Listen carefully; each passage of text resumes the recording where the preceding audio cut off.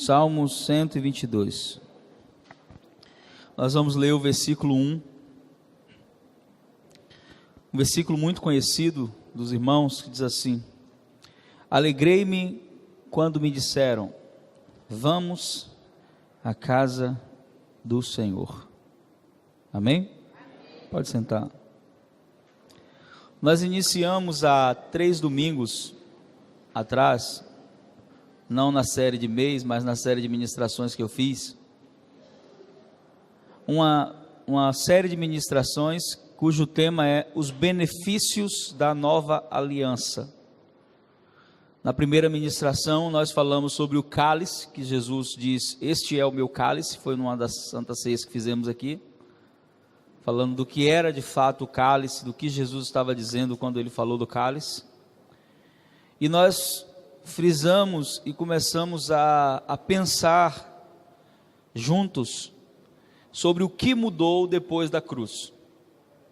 O que mudou na nova aliança, depois do sacrifício de Jesus, o que muda no nosso relacionamento com Deus, no nosso relacionamento uns com os outros, qual foi a alteração que foi feita pelo próprio Deus em relação a algumas coisas que são parte do nosso relacionamento com Deus.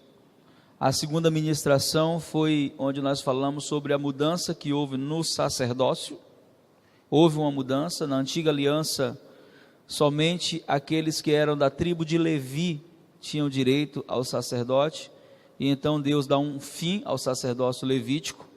O sacerdócio levítico hoje não existe mais, e até quando nos referimos aos músicos da nossa igreja, chamando-os de levita, estamos falando algo totalmente fora da Bíblia, nas conotações dos dias atuais e depois da cruz.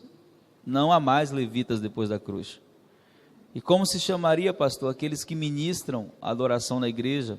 Eles devem ser chamados de ministros de adoração, ou ministros de música, mas não mais de levitas. Por quê, pastor? Porque primeiro eles não são da tribo de Levi, e segundo, os levitas, na primeira etapa do tabernáculo, eles eram tudo, menos cantores. Eles carregavam o tabernáculo, montavam e desmontavam, eles cortavam os animais, mas eles bem pouco cantavam. Só Davi os institui no segundo tabernáculo como cantores, mas no primeiro não era. Então, por que não podemos assumir o sacerdócio levítico como um sacerdócio legítimo? Porque ele foi temporário. Ele entrou como uma medida preventiva por alguns anos. Não sei se você conhece a história, mas Levi só entra depois do bezerro de ouro. Moisés passa 40 dias no monte, e quando ele desce do monte, o povo está fazendo uma festa, uma algazarra em volta do bezerro de ouro, e ele dá um grito e diz, quem é do Senhor, passe para cá. E a única tribo que passa é a tribo de Levi. Então ele diz, então cada um pegue a sua espada e mate seu irmão. E os levitas tomam a espada e começam a matar os seus irmãos, por causa do pecado deles. Quando eles matam uma multidão, Deus diz, tá bom, pode parar. E depois então, Deus diz, agora porque vocês foram fiéis e defenderam o meu nome, a partir de hoje vocês serão responsáveis pelo culto ao Senhor.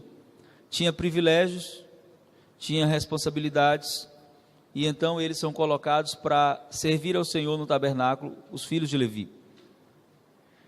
Eles não tinham direito a território, assim como as outras tribos, eles não tinham direito a território. Eles viviam dos dízimos das ofertas que eram trazidas ao tabernáculo, eles não trabalhavam, eles viviam somente, exclusivamente para o serviço do tabernáculo. Na nova aliança, Jesus muda, o sacerdócio é alterado. Aonde está escrito isso? Hebreus capítulo 7. Jesus não é da casa de Levi, Jesus é da casa de Judá. E como sacerdote da casa de Judá e segundo a ordem de Melquisedeque, ele estabelece um novo sacerdócio, onde não só os levitas são sacerdotes, onde não só uma classe exclusiva é sacerdote, onde todos aqueles que foram comprados pelo sangue do Cordeiro são tornados sacerdotes. Você foi comprado? Então você é sacerdote do Senhor. Não só os pastores, como a Igreja Católica Romana instituiu, o sacerdócio era algo do clero, e o povo não tinha acesso, e um engano, uma mentira também. Então mudou o sacerdócio. Quem é sacerdote na nova aliança? Todo aquele que foi comprado pelo sangue de Jesus. Apocalipse capítulo 1, versículo 6. Todos quanto foram comprados foram feitos reis e sacerdotes. Mas não mudou só o sacerdócio, mudou também o sacrifício. Foi a nossa última ministração. Houve uma mudança no sacrifício. O que era o sacrifício no Antigo Testamento e o que é o sacrifício hoje? E nós explicamos na nossa última mensagem que o sacrifício hoje, ele tem a ver com a nossa vida de devoção a Deus. Romanos 12 diz que nós devemos apresentar o nosso corpo como sacrifício vivo, santo e agradável a Deus. Deus não está muito interessado se a minha oferta é uma oferta de sacrifício, quando a minha vida não é uma vida de sacrifício. Não adianta trazer para Deus uma oferta de sacrifício, se não vive-se uma vida de sacrifício. Ele não vai receber esse tipo de oferta, porque Deus não é mais convencido por ofertas na nova aliança. O que convence a Deus, ou o que faz Deus achar prazer em nós, é o sacrifício que Jesus fez por nós.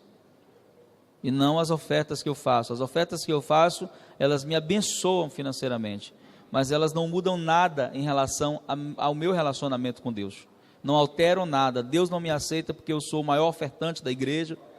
Deus não me aceita porque o meu dízimo é o maior dízimo da igreja. Deus me aceita porque o sangue de Jesus Cristo foi derramado por mim e por você. Esse é o motivo pelo qual Ele nos aceita. Hebreus 10, 12 diz que com um único sacrifício Ele nos comprou, e somos comprados com o preço desse sangue precioso. Amém? E hoje eu quero falar sobre uma terceira mudança. Eu quero falar da mudança do templo.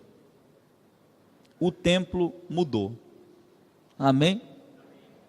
Então diga assim para o seu irmão: Deus mudou de endereço. E eu vou informar para você hoje onde é que Ele mora. Amém? A ideia de Deus viver entre os homens faz parte do seu projeto original. Deus criou o homem para ter comunhão com Ele. Deus criou o homem para ter relacionamento com Ele. O Éden, que é o primeiro lugar de comunhão, o jardim de Deus, o lugar da alegria. Quando o homem peca, ele sai desse lugar de graça, de presença, ele é expulso. E desde então, Deus vem se relacionando com homens de forma separada, até que chega a saída do povo de Israel do Egito, e nessa trajetória, destino Canaã, nesse intervalo entre Egito e Canaã, Deus decide estabelecer a sua primeira morada na terra. Sua primeira morada, diferente do Éden. No Éden, Deus vinha visitar o homem na casa que Ele deu para o homem. O Éden era a casa do homem, não era a casa de Deus. Então Deus visitava Adão na viração do dia, todos os dias. Então Deus resolve agora fazer uma morada entre os homens. E essa primeira morada é chamada de tabernáculo. Moisés é levado ao monte e durante 40 dias ele tem uma visão. E nessa visão, Deus mostra para ele todo o projeto do tabernáculo, como ele deveria ser feito, quais seriam os materiais que Moisés deveria usar, a partir de Êxodo capítulo 25, eu não vou ler porque são muitos detalhes, mas se você quiser fazer essa leitura essa semana na sua casa, faça. É uma leitura um pouco cansativa pela riqueza de detalhes, né, do material que é usado, da forma que é elaborado o tabernáculo. E esse tabernáculo que vem ser a morada de Deus no meio do povo de Israel, ele era um tabernáculo móvel. Quando ele é construído, Deus convoca o seu povo a ofertar, e o povo saiu do Egito abastado, porque os egípcios, no dia que dispensou o povo, os abençoou com ouro, com prata e com muitas riquezas. E agora no deserto Deus resolve construir esse templo, e quando Deus resolve construir esse templo no deserto, Deus ordena a Moisés que peça ao povo para trazer o material que vai usar para construir o templo. E de onde vai tirar isso se no deserto não tem mercado? Se no deserto não tem comércio? A ideia de Deus é que se tire das tendas daquele povo, da casa deles vem o material para construir o tabernáculo. Então eles começam a dar as ofertas, e o texto diz que eles dão tantas ofertas, que chega uma hora que Moisés diz assim, tá bom. E eles pegam aquele material e entregam na mão de 2 homens. Um se chama Bezaliel e o outro se chama Aolibe. E esses 2 homens, eles têm um dom de Deus. Eles não estavam com Moisés quando Moisés teve a visão do tabernáculo, mas Moisés vai falando para eles e eles vão fazendo. Moisés vai falando para eles e eles vão fazendo. E eles constroem então o tabernáculo de Moisés. Esse tabernáculo tem 3 compartimentos.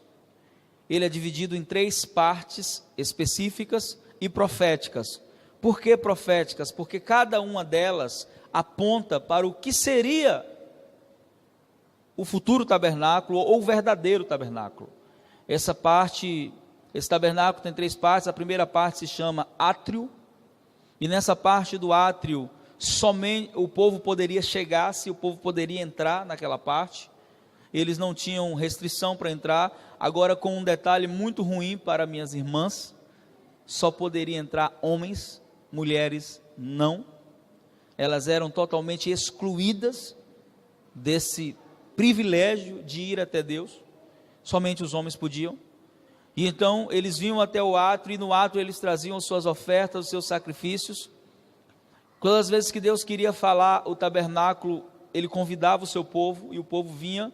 O tabernáculo ele era montado no meio das tendas, ou seja, eles faziam um acampamento, e no meio do acampamento o tabernáculo era montado, como se Deus estivesse dizendo para eles, eu quero ser o centro da vida de vocês, eu quero estar no centro, eu quero ser o principal, eu quero ser o primeiro na vida de vocês.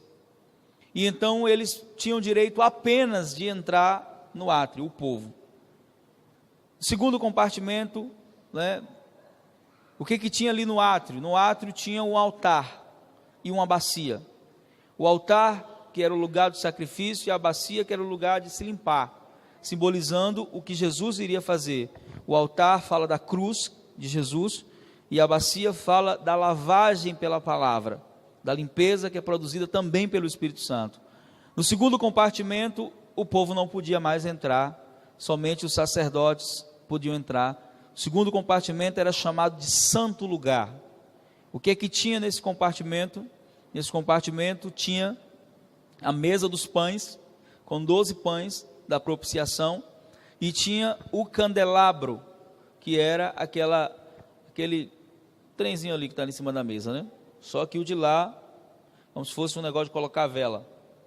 Só que o candelabro de lá, ele era mais alto que eu, e ele era muito largo, e ele ficava aceso 24 horas, ele não podia apagar.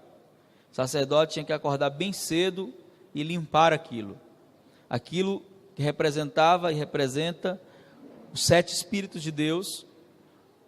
A mesa dos pães representava Jesus como o pão da presença, 12 pães, porque cada tribo de Israel tinha a sua porção, como se Jesus estivesse dizendo, eu quero ser a luz, eu quero ser o pão que alimenta vocês.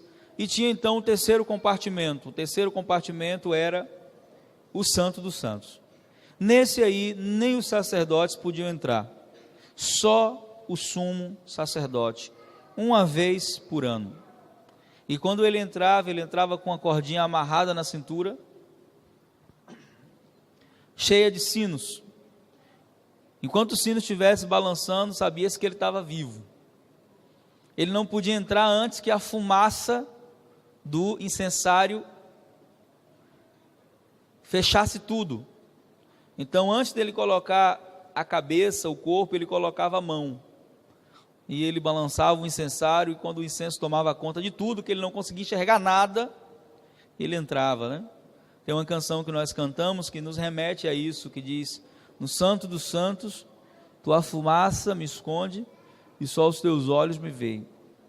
O que tinha lá dentro? A Arca da Aliança, o lugar onde Deus agora estava morando. O que tinha dentro da arca? O maná, a vara de Arão que floresceu e as tábuas da lei. 3 símbolos que têm um fator de correção, mas que tem um fator também de necessidade. A arca trazia a palavra, representada pelas pedras da lei, trazia o maná, que representava a provisão de Deus, e trazia a vara de Moisés, que representava a autoridade de Deus. Mas todos esses instrumentos de Deus sofreram rebeldia do povo. Moisés quebrou as primeiras pedras por causa da rebeldia do povo. O maná, chegou uma hora que o povo se rebelou contra Deus por causa do maná. E a vara de Arão foi um legado, foi mostrado que a autoridade estava com ele. Então, nesse primeiro tabernáculo, o cerimonial, ele era mais abstrato, ele era mais voltado para o que se podia tocar, para o que se podia fazer. Havia muitas regras, não era todo mundo que poderia se aproximar dali, então meio que era uma casa onde nem todo mundo poderia ir. Deus tinha os seus representantes nessa primeira aliança, e Deus não permitia a aproximação do homem justamente porque o pecado do homem poderia matá-lo. Então Deus não deixava que todos se aproximassem. O sumo sacerdote tinha uma veste cheia de representações proféticas para poder entrar ali. O tempo passa, esse tabernáculo é desfeito quando a monarquia assume o trono, e no tempo que a monarquia assume o trono, que Saul, o primeiro rei, você não ouve falar muito do tabernáculo de Moisés, ele desaparece praticamente, até o tempo em que Davi se torna rei. Quando Davi se torna rei, o primeiro desejo de Davi é estabelecer um lugar para Deus. E aí o Salmo 132, que é um salmo que eu gosto muito, o versículo 3 diz assim: não entrarei na minha tenda e não me deitarei no meu leito, não permitirei que os meus olhos cochilem o sono e nem minhas pálpebras repousem, enquanto não encontrar um lugar para o Senhor, uma habitação para o poderoso de Jacó. Ouvimos falar que a arca poderia ser encontrada em Efrata, mas a encontramos nos campos de Jaar. Então a história diz, Flávio Joséfo, historiador hebreu, e os relatos bíblicos dizem que Davi, quando ele assume o trono, a primeira preocupação dele é o seguinte: eu não quero reinar sem a presença de Deus, porque nós não podemos fazer nada sem a presença de Deus. Então a primeira decisão de Davi, e aqui o texto diz que Davi então fica aproximadamente, aqui não há um relato, mas a história diz que Davi fica aproximadamente de 15 a 20 dias dormindo no jardim do palácio. Ele é rei, ele tem a melhor cama do império, ele é o cara mais rico do lugar, mas ele se recusa a deitar na sua cama até que Deus lhe dê uma direção. E aí, entende-se que nesse momento ele tem uma ideia. Ele diz assim: eu não vou deixar mais a arca lá em Siló, onde ela está, eu vou buscar a arca, e vou fazer uma tenda aqui no jardim da minha casa, e vou colocar a arca de Deus aqui.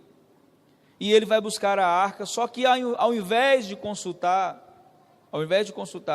os sacerdotes, ele consulta os capitães de guerra.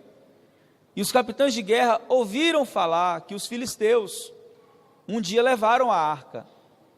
Quando a arca, a presença de Deus, foi para o templo de Dagon, ainda na época do profeta Samuel, menino, quando Eli morreu, quando a arca e a presença de Deus chegaram no templo de Dagon, Dagon se deu mal. Porque o texto diz que ele amanhecia prostrado diante da arca, porque nenhum Deus existe além do nosso. Nenhum ser fica de pé diante dele, todos têm que se prostrar, anjos e demônios, homens têm que se prostrar diante dele. Os filisteus então foram feridos com hemorróidas, foram feridos com úlceras. E aí eles disseram: vamos mandar esse negócio embora, vamos ficar com esse trem aqui não. E eles mandam a arca de volta no carro de boi. Os capitães de guerra conhecem a história, então dizem para Davi: vamos fazer um melhor carro de boi, o melhor carro a gente vai fazer, e vamos trazer a arca. E então vão buscar a arca na casa de Aminadab.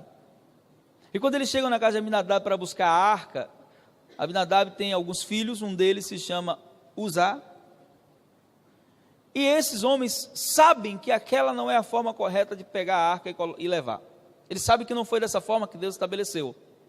Deus disse que a arca deveria caminhar nos ombros dos levitas, dos sacerdotes. Mas eles, sabendo daquilo, não sei se para agradar o rei, não sei se com preguiça de levar a arca, não sei qual motivo, eles não falam nada. E Davi coloca a arca em cima de um carro de boi. Quando chega em um determinado lugar, em uma eira, dá uma balançada e a arca vai cair. E esse rapaz, Uzá, ele vai tocar na arca para segurar a arca, para que a arca não caia. E quando ele toca na arca, Deus o mata. Naquele exato momento, ele é partido do meio. E Davi fica chocado com aquilo. Por que Deus matou o homem? E a grande pergunta é, por que Uzá morreu? E existem vários motivos para a morte de Uzá. Primeiro deles, Uzá sabia que aquela não era a forma certa e não falou nada. Ele foi negligente. Ele errou. Segundo, a gente assim, pastor, ele morreu porque ele não podia tocar na arca. Claro que ele podia. Ele era sacerdote. Ele era levita. Ele podia tocar na arca. Ele não morreu porque ele não podia tocar na arca. Ele morreu porque ele sabia que Deus estava sendo desonrado naquele momento, pelaquela forma da arca ser levada, e ele ficou quieto. Para agradar homens, ele desagradou a Deus. Quantas pessoas fazem isso hoje, né? Para agradar homens, desagradam a Deus. Nunca faça isso. Nunca. Agrada-te do Senhor teu Deus, e Ele satisfará o desejo do teu coração. Ele morreu também porque ele se acostumou. A presença de Deus se tornou para ele uma coisa comum. E ele morreu. Davi fica assustado e disse, não vou levar a arca mais não. Deixa a arca aí na casa de Obed-edom. Obed-edom não podia dizer não, era o rei que estava pedindo. Imagina você se você ia querer um troço desse na sua casa. O homem tocou e morreu. Mas Obed-edom recebeu a arca na casa dele. E a Bíblia diz que, como consequência disso, a arca ficou 3 meses lá, e nesses 3 meses, ele prosperou como nunca antes na sua vida, porque a presença de Deus estava naquela arca, estava na casa dele. Aonde a presença de Deus está, a bênção dele se estabelece. Aí Davi ouve dizer, olha, depois que a arca foi para a casa de Obed-edom, rapaz, o negócio, ó, tá a bênção lá, vamos buscar a arca. E agora vai buscar a arca, só que agora ele faz da forma certa. Eles chamam os sacerdotes levitas, e eles colocam a arca sobre os ombros, e da casa de Obed-edom até a casa de Davi, são aproximadamente 20 quilômetros, segundo a geografia bíblica. E nesses 20 quilômetros, o texto diz que eles, com a arca no ombro, eles caminhavam 6 passos, e a cada 6 passos eles paravam e ofereciam um sacrifício a Deus. Imagina você fazendo isso, 20 quilômetros, o tanto de sacrifício que foi oferecido só naquele dia. Davi estava dizendo, eu não quero mais morte, eu quero que Deus fique calmo aí. Então era uma presença que não trazia só desejo, essa presença trazia medo, trazia temor no coração das pessoas. Mas Davi consegue trazer a arca, coloca na sua tenda, no jardim da sua casa, e essa tenda é uma pequena sucar em hebraico, uma pequena tenda, não era tão pequena, tinha uns 300 metros quadrados, se torna o lugar agora da presença de Deus. O templo agora é a tenda. E nessa tenda, eu afirmo, pelos relatos bíblicos, que Deus vive ali com o relacionamento que Ele tem com o povo. Os melhores dias de adoração que Ele já teve na terra são nessa tenda. Por quê? Porque Davi chama as famílias e paga elas, diz assim, olha, vocês não vão fazer mais nada, vocês só vão adorar a Deus. Vocês vão revezar turnos, e vocês vão adorar, e a adoração não vai parar, é 24 horas adorando a Ele, sem parar. Imaginou isso? Sabe quanto tempo durou? 40 anos, 24 horas por dia, 7 dias na semana, 1 mês, 365 dias no ano, sem parar, Deus sendo adorado. Esse tabernáculo não tem as regras do de Moisés, nesse também mulher entra. Nesse Davi coloca algo que não tinha no de Moisés, Davi coloca música, palmas, cantos. Não tem 3 compartimentos, santo lugar, átrio e santo dos santos. Você já entrava direto, você dava de cara com a arca. Davi consegue captar um pouco do desejo de Deus, porque a separação não era um desejo de Deus, a separação era por causa do pecado do homem. E aí então, nesse período de 40 anos, se estabelece, mas o desejo de Davi não é deixar Deus em uma tendazinha, porque ele diz assim: eu moro num palácio tão bom, Deus não pode ficar numa tenda, numa cabana, eu preciso construir algo para Deus. E então ele projeta construir o templo, mas ele era um homem de guerra, as suas mãos estavam sujas de sangue, e ele chega empolgado para Deus: Deus, eu vou construir o melhor templo para o Senhor, porque o templo de Salomão não é projeto de Salomão, Salomão tem o privilégio de construir, o templo de Salomão é projeto de Davi. E aí quando ele projeta construir o melhor templo, Deus diz assim: você não vai fazer. Mas por que, Deus? Porque você é um homem de sangue, você tem sangue nas mãos, mas o teu filho vai fazer. Ele aceita aquilo com muita tristeza, porque ele queria deixar Deus bem acomodado, bem guardado, né? Num lugar de honra, queria dar o melhor para Deus. E Davi morre, e então vem a terceira morada de Deus. A terceira morada de Deus se chama o Templo de Salomão, que é consagrado a Deus em 2 Crônicas, capítulo 7. Quando o Templo de Salomão, o verdadeiro, foi erguido, a Bíblia diz que a glória de Deus encheu o lugar, de tal sorte que os sacerdotes, eles não conseguiam ficar em pé, quando eles entravam, eles caíam prostrados. E se entrasse alguém em pecado, era fulminado na hora. Aí quando inaugurou o Templo Salomão do Brasil, eu vi os convidados que foram lá, eu disse: se esse fosse o templo de verdade, ia ser uma churrascada terrível, porque Deus ia fazer churrasquinho de muita gente. Esse templo hoje, novo, pode até servir como um fator histórico, mas não é mais o lugar que Deus habita.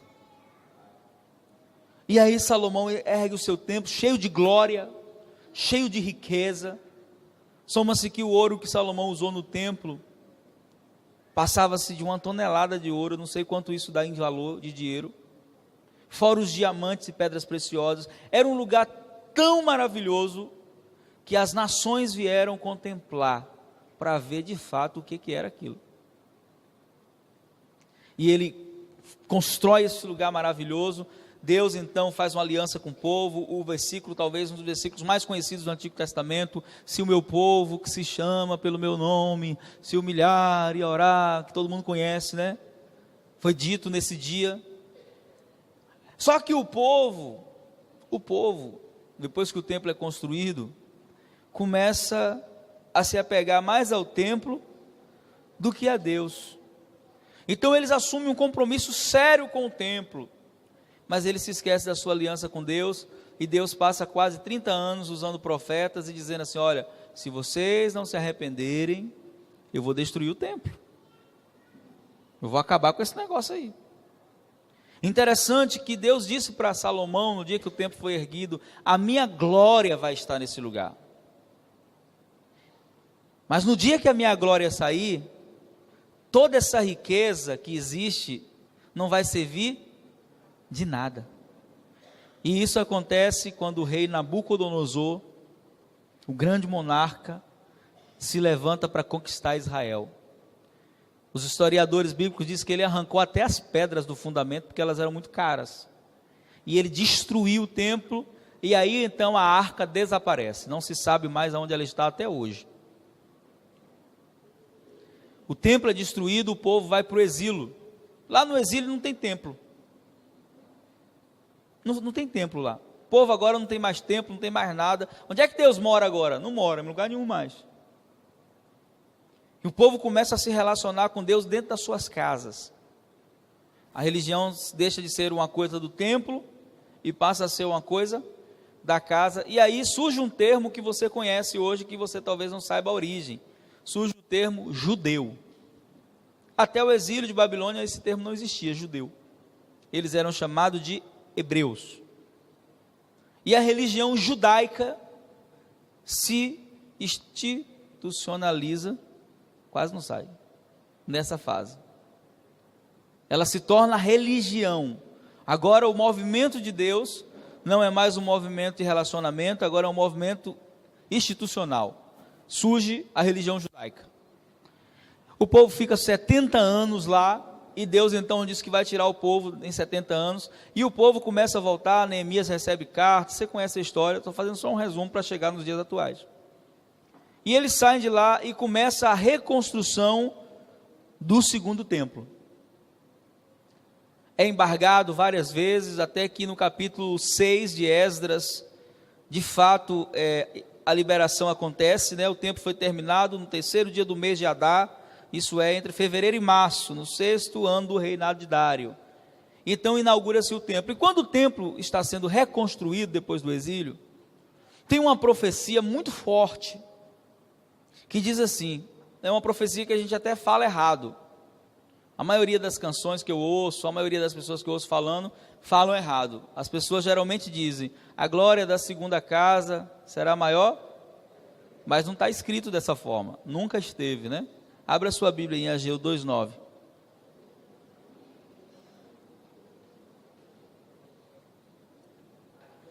Ageu 2:9.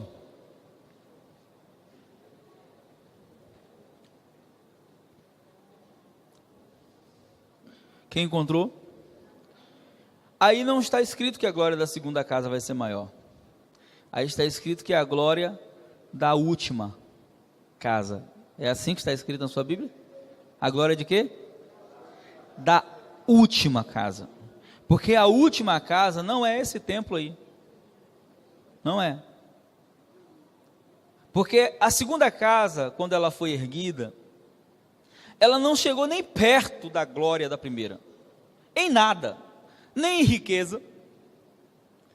Nem em glória de Deus mesmo. Porque na segunda casa não teve aquela presença da primeira onde os sacerdotes caíram prostrados. Não teve. Pelo contrário, o texto diz que quem viu a primeira casa em toda a sua glória e olhou para aquela casa agora, chorava. Disse, meu Deus, que diferença. Era como se você tivesse saído de uma Ferrari e fosse andar no Fiat 147. Era a comparação. Não ia haver satisfação. E os novos que não tinham visto casa nenhuma, porque a religião judaica era de casa em casa, não tinha templo, ficaram muito felizes. Glória a Deus, isso mesmo, maravilha. Então o texto diz que misturou choro e alegria. Um grito de júbilo de quem nunca viu a casa e choro de quem já tinha visto a casa. E aí então o povo começa a cultuar até os dias de Jesus. Amém? Quando Jesus vem, ele vem com uma proposta. Qual a proposta? Deus está querendo mudar de endereço. Ele não quer mais habitar em templos feitos por mãos de homens. E aí ele vem, e um dia falando do templo, em João capítulo 2:19, ele diz assim, olha, destruam esse templo, e em 3 dias eu levanto ele. E aí os fariseus, sem entender nada, dizem assim, nossos pais levaram 40 anos para construir, ele vai levantar em 3 dias. Aí o texto diz, ele não estava falando do templo que Esdras construiu, ele estava falando do seu próprio corpo, e isso acontece, ele morre, Jesus é o tabernáculo de Deus na terra. Quem lembra do primeiro tabernáculo que eu falei? O primeiro tabernáculo, ele tinha 3 portas, quantas portas? A primeira porta se chamava caminho, a segunda porta se chamava verdade, e a terceira porta se chamava vida. Um dia Jesus abre a boca e diz para os seus discípulos, eu sou o caminho, a verdade e a vida, e ninguém vem ao Pai a não ser por mim.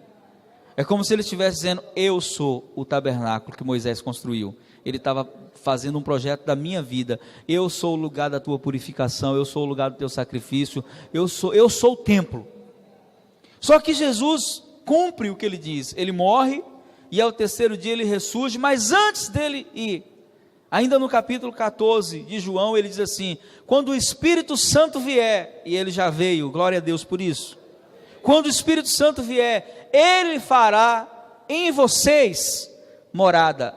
O que Jesus está dizendo? Deus não quer mais viver em tabernáculos, Deus não quer mais viver em templo feito por mãos humanas, Deus quer viver nos seus filhos. Mas ele não poderia viver em nós se nós não fôssemos purificados pelo sangue de Jesus. Então o sangue de Jesus nos comprou. Quantos foram comprados por esse sangue? E nesse exato momento, sabe o que foi que Deus fez? Deus mudou de endereço. E onde é o endereço hoje, pastor? O endereço hoje é você. Você é a casa dele. O Salmo 122 precisa ser atualizado. Porque o salmo que eu abri diz assim: alegrei-me quando me disseram, não vale mais para nós. Tem valor nenhum para a gente isso. Não, pastor, não. Primeiro porque isso aqui não é mais casa do Senhor. Se a gente fosse escrever esse salmo hoje, ele seria escrito corretamente da seguinte forma: alegrei-me quando me disseram que eu sou a casa do Senhor. Você hoje é a casa do Senhor. Paulo, falando de uma forma muito verdadeira, em Atos 17, 24, ele diz: porque Deus não habita mais em templo feito por mãos de homens. E um grande detalhe sobre isso, sabe o que é? É que Deus resolveu morar em você, não porque você era a casa mais bonita. Se você quer comprar uma casa, você não compra uma casa velha. Compra? Feia? Não. Você só compra uma casa velha se você tiver recursos para transformar essa casa velha na casa dos seus sonhos. Mas o que foi que Deus fez? Um dia Deus olhou para mim, um dia Deus olhou para você, e tanto eu como você, nós éramos uma casa velha. E Deus disse assim: eu vou morar dentro dessa casa. E algumas dessas casas aqui ainda tinha uns moradores ruins dentro, né? Que Deus teve que entrar e tirar a força de lá. Eu mesmo tinha uns moradores, uns intrusos lá dentro. Quando ele veio morar, essa casa, ela estava destruída pelo pecado. Mas ele veio morar nessa casa. Sabe por que ele veio morar? Porque ele tem os recursos para transformar essa casa na casa favorita dele. Se você pudesse ver hoje no mundo espiritual, está escrito assim, ó, na fachada aí: em obras. Em obras. Em construção. E embaixo está escrito assim, ó, Filipenses 1:6. O que é que tem escrito Filipenses 1:6? Está escrito assim: aquele que começou a boa obra nas nossas vidas, ele vai completar. Quantos creem nisso? Então, ninguém tem o direito de julgar uma construção não terminada. A gente não pode chegar aqui hoje dentro da igreja e dizer: nossa, como a igreja ficou feia. Não terminou ainda. Como o lugar ficou feio, né? Não terminou ainda. Então diga para o seu irmão assim: meu irmão, tenha paciência comigo. A obra não está terminada ainda não. Amém? Deus está trabalhando, amém? Já mudou muita coisa, né? Mas a obra ainda não está completa. Mas vai completar. Amém? Vai completar. Ela vai se completar. Eu creio nisso. Então, o que muda na nova aliança, né? O que é o templo hoje? Aí a gente precisa, irmão, desconectar a nossa mente da estrutura religiosa que a religião nos traz. Primeiro, a gente entende que o nome mais correto que a gente poderia dar para esse lugar, talvez fosse local de congregar, ou local de reunião. E isso fere a religiosidade de muita gente quando a gente diz: isso aqui não é igreja, isso aqui não é altar. Nunca foi. Não pode subir desconcertado no altar. Que altar? Isso aqui nunca foi altar. O altar de Deus na nova aliança é a sua vida. Se a sua vida não tiver no prumo, não é só não subir aqui que não pode. Nada vai poder ser feito. Mas às vezes a gente tem mais referência por esse espaço aqui do que pelo verdadeiro altar, que é a nossa vida com Deus. E às vezes a gente vê pessoas que ficam brigando para sentar aqui, que ficam brigando para botar a cadeirinha na frente, como se fosse uma posição de destaque, umas posturas movidas por religiosidade. Porque para Deus não tem diferença quem está sentado aí, quem está aqui em cima, se a vida não estiver correta diante dele. Ah, mas tem que ter um lugar de honra que tem que ter é Jesus. Na minha vida e na sua vida, ele deve ter lugar de honra. Então, posturas às vezes que são movidas por religião. E aí, aonde é a igreja? Aonde é o templo? O templo é você. E a igreja, onde estiver 2 ou mais reunidos em meu nome, eu estou presente. Eu não estou dizendo que você deve ser desrespeitoso com o ambiente de culto, não estou falando isso. Porque o ambiente de culto pode ser a praia, pode ser debaixo do viaduto, pode ser na praça. O que eu estou dizendo? Que onde Deus está tem que haver respeito.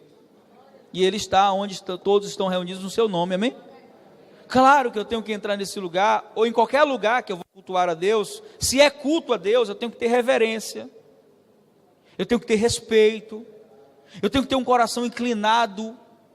Eu não posso entrar num ambiente de culto como muita gente faz hoje, aqui dentro e em outros lugares. Pessoas que entram e tratam o ambiente de culto como se fosse um bar, um restaurante, pode mexer no celular a hora que quiser, onde você pode vir com a roupa que quiser. Não pode. Não é porque é aqui dentro. Qualquer ambiente de culto deve ser um ambiente de reverência a Deus. Porque quando nós perdemos a reverência, a gente não respeita lugar nenhum, não respeita esse lugar aqui, não respeita lugar nenhum. Perdeu a reverência. O que é reverência? Reverência é ter um coração inclinado e entendido de que quando eu estou num lugar onde Deus está sendo cultuado, eu tenho que ter respeito. Não importa se é aqui, não importa se é debaixo do viaduto, se é dentro do ônibus, não importa. Foi fazer um culto, foi cultuar, vai adorar a Deus, o coração tem que se inclinar com reverência. Não somente aqui dentro principalmente. Por quê? Porque é um lugar onde nós separamos para nos reunir em nome de Jesus. E tem muita gente que se esquece disso. Nós não somos uma igreja que costuma pregar usos e costumes, mas de vez em quando a gente precisa trazer algumas correções. Não para pessoas que estão visitando, porque visitantes podem vir da forma que quiser, eles são visitantes. Mas existem pessoas que já estão há um tempão na igreja, que são totalmente irreverentes, na hora do momento da adoração, na hora do momento da palavra, que ficam conversando, batendo papo, gerando distração. Outro dia tinha uma pessoa com celular, num joguinho, e eu passei e vi, chamei um obreiro, eu disse: ô meu amado, vá lá, fala com aquela pessoa, com educação, e instruí ele, disse: olha, não chegue de forma grossa não, disse assim: ô meu querido, você está aqui no culto, desliga teu celular um momentinho, né, coisa e tal. Ele foi, sabe o que aconteceu? A família dele, que é da igreja, do rapaz, não fala mais com o obreiro hoje da igreja, porque o rapaz estava jogando Candy Crush na hora do culto. Então posturas como essa, por quê? Porque hoje muita gente se acha cheia de direito dentro da igreja, né? Cheia de direito. E o culto não é para você, nem para mim, o culto é para Ele. Não fazemos aqui para agradar A ou B, tem que ser para agradar a Ele, porque se não é para agradar a Ele, nem culto é outra coisa. Então essa reverência precisa voltar aos nossos corações. Você entrou no ambiente de culto, e quando eu falo ambiente de culto, eu não estou falando nesse ambiente, qualquer ambiente de culto, pode ser na sua casa. Entrou no ambiente de culto, se for na sua casa, desliga a TV. Escreve uma coisa que eu não gosto, a pessoa: ô pastor, quero que você vá lá em casa visitar. Eu vou, a TV está ligada. Primeira coisa que eu falo: desliga a televisão, por favor. Pode ser na casa de quem for. Desliga a televisão, por favor, que eu quero falar com você. Nada contra a televisão, mas se eu quero conversar com você, eu quero conversar com você, não quero ficar ouvindo outra coisa. Então a gente precisa ter reverência a esse ambiente de culto que hoje é gerado. Então onde é o templo hoje? O que é o templo hoje, né? O que é o altar de Deus hoje? O altar de Deus hoje é seu coração, a sua vida correta diante de Deus. O lugar que Deus habita, Deus não habita em templo feito por mãos humanas. E o que não falta na Bíblia, sabe o que é? Exortação em relação ao cuidado com o templo. Não esse, com esse também, a gente tem que ter cuidado, mas com o verdadeiro templo de Deus, que é você. Quando eu me converti, presta atenção no que eu vou falar, isso é muito interessante. Quando eu me converti, eu vim de uma vida muito pecaminosa na área sexual, e eu era viciado em masturbação, viciado. E eu me lembro que eu comecei a sofrer muitas tentações nessa área, porque eu me converti e eu parei com tudo. E na primeira tentação que eu tive, eu caí, e eu fiquei muito mal, porque eu tinha pouco tempo de crente. Então eu resolvi procurar ajuda, e eu fui conversar com um obreiro, que cuidava de mim. Eu disse para ele: rapaz, eu cometi esse pecado, eu queria confessar, eu não quero mais fazer isso, eu quero viver uma vida santa, e coisa e tal. Aí ele me falou algo, que na época que ele falou com tanta gravidade, com tanta agressividade, que aquilo me ajudou, porque gerou um medo no meu coração. A gente não deve servir a Deus por medo, deve servir por amor. Mas aquele medo foi bom para mim. Ele disse assim: olha, o seu corpo é templo do Espírito Santo. A Bíblia diz que se alguém destruir o templo de Deus, Deus o destruirá. Deus vai matar você. Olha, deixa eu falar algo para você. Se você cair na mão do diabo, ele falando para mim, né? Pensa você falar isso para um novo convertido que não conhece nada de Bíblia. Se você cair na mão do diabo, Deus te livra. Mas se você cair na mão de Deus, eu quero saber quem é que vai te livrar. E aí, me mandou ler 1 Coríntios 3,16, que diz assim: não sabeis vós que sois o santuário de Deus? E que o Espírito de Deus habita em vós? Se alguém destruir o santuário de Deus, que sois vós, Deus o destruirá. Porque sagrado é o santuário de Deus, que sois vós. Meu irmão, toda vez que eu entrava num banheiro, eu lembrava disso. Eu disse: meu Deus, eu não quero morrer não. E eu consegui vencer esse pecado, na verdade, por medo mesmo. Mas aquilo que ele falou, talvez ele não tenha colocado as palavras da forma correta, mas você viu, e eu louvo a Deus pela vida dele, porque você viu. Eu nunca mais pratiquei aquele pecado. Mas o que ele falou é bíblico. Ele não falou algo que estava fora da palavra. Está escrito, 1 Coríntios 3,16, diz que você é o templo de Deus. E que se alguém destruir o templo de Deus, sabe o que vai acontecer? Não é o diabo que vai destruir essa pessoa. É o próprio Deus que vai destruir. Eu não sei como ele vai fazer isso, eu não vou aqui ficar criando situação de como ele vai fazer isso, mas está escrito, e se está escrito, eu acredito no que está escrito. Mas a Bíblia separa algumas formas pela qual nós podemos destruir o templo de Deus. A Bíblia fala de algumas coisas. Primeira delas, eu preciso que você entenda que você é o templo de Deus, amém? Na nova aliança, o templo sou eu, o templo é você, amém? Mas o templo também é meu irmão. Então todas as vezes que eu tento destruir meu irmão, de alguma forma, eu estou fazendo o quê? Destruindo o templo de quem? Aí já dá para perceber o restante, né? O templo de Deus é todo aquele que vive uma vida com Deus. Por isso eu não posso ter mais reverência por esse lugar do que eu tenho mais respeito por você. Eu preciso respeitar você, assim como eu tenho reverência às vezes na igreja, porque tem muita gente que tem um coração muito reverente em relação às práticas religiosas, mas fala mal do seu irmão. Não é assim? Vê o irmão necessitado, não se compadece. Se compadece. Vê o irmão que precisa de ajuda, não ajuda. E o templo de Deus não sou só eu. Esse irmão que está do seu lado, ele é templo de Deus. E eu preciso cuidar dele também. Amém? Eu preciso ter esse cuidado com você. Eu preciso ter esse respeito por você. Eu não posso negligenciar você, olhando para você como se você fosse qualquer um, porque quem habita aí é o Deus verdadeiro, Deus Todo-Poderoso. Quando eu entendo dessa forma, eu vou entender que hoje o lugar do sacrifício sou eu, o lugar da adoração sou eu, amém?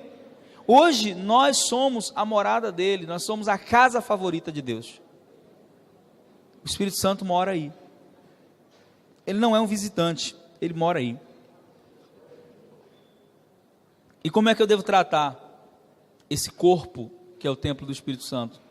Como é que eu devo ter o meu relacionamento com Deus? Aí Paulo, apóstolo, que foi o homem que mais falou sobre isso, em 1 Coríntios capítulo 6, ele diz assim, versículo 15, 6,15: não sabeis vós que os vossos corpos são membros de Cristo? Eu vou pegar por acaso os membros de Cristo, eu vou torná-los membros de uma prostituta, uma meretriz? De modo nenhum. Ou não sabeis vós que o que se une à meretriz, à prostituta, se torna um só corpo com ela? Porque foi dito, os dois serão uma só carne. Mas o que se une ao Senhor é um só espírito com ele. E aí ele fala algo interessante, ele diz assim: fugir da prostituição. Qualquer pecado que o homem comete é fora do corpo. Mas o que se prostitui, peca contra o seu próprio corpo. Ou não sabeis vós que vós sois o santuário do Espírito Santo, que habita em vós, e que possuís da parte de Deus, e que não sois de vós mesmos, porque foste comprado por bom preço? Ele diz: glorificai a Deus no vosso corpo. O que é glorificar a Deus no meu corpo? Aqui Paulo está tratando de questões sexuais. Quando ele fala prostituição, ele não está falando só da venda do corpo, ou de sair com a garota de programa, ele está falando de algo muito mais. Até porque dentro do ponto de vista bíblico, o sexo ele tem uma visão que a gente desconhece.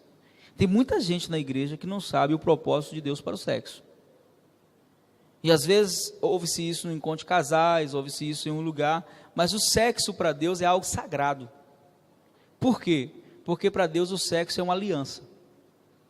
É uma aliança. No projeto eterno de Deus, cada ser humano foi criado para ter sexo com uma única pessoa a vida inteira, a não ser que essa pessoa morresse. Claro que a maioria de nós aqui nesse ambiente não passou por esse projeto da forma original. Quando chegamos no Senhor, muitos já tinham tido uma vida sexual ativa. Muitos. Nem todos conseguiram cumprir esse projeto. E por que Deus elaborou dessa forma e dessa maneira? Porque Deus não vê o sexo somente como um contato carnal e físico. Deus vê o sexo como uma aliança espiritual.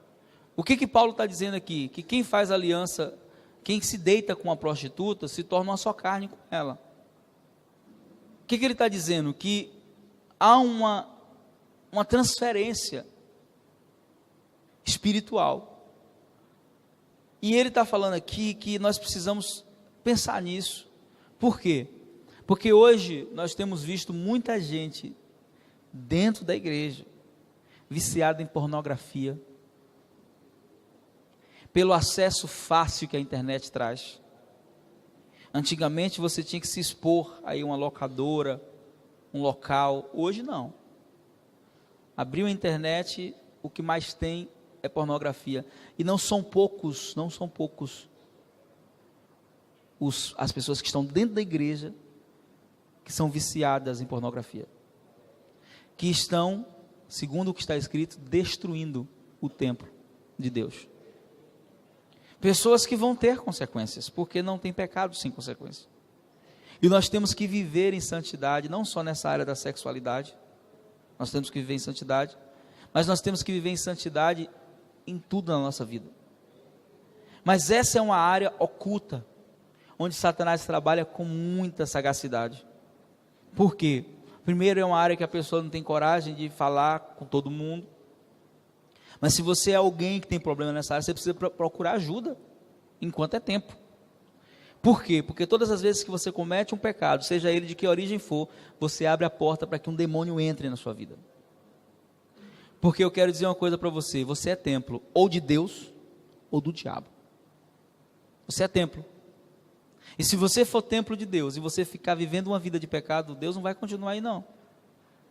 Porque Deus não coabita com o pecado. Quando nós pecamos por um acidente, ou quando temos uma fratura espiritual, o que é uma fratura espiritual, pastor? Nós nos acidentamos pecando. Deus não vai embora, Ele não sai, Ele não se retira. O Espírito Santo fica triste, é o que está escrito em Efésios 4, 27. Mas a insistência no pecado, ela gera um afastamento de Deus. Por isso a Bíblia diz assim, filhinhos, não pequeis. Mas se vocês pecarem, vocês têm que confessar isso. O verdadeiro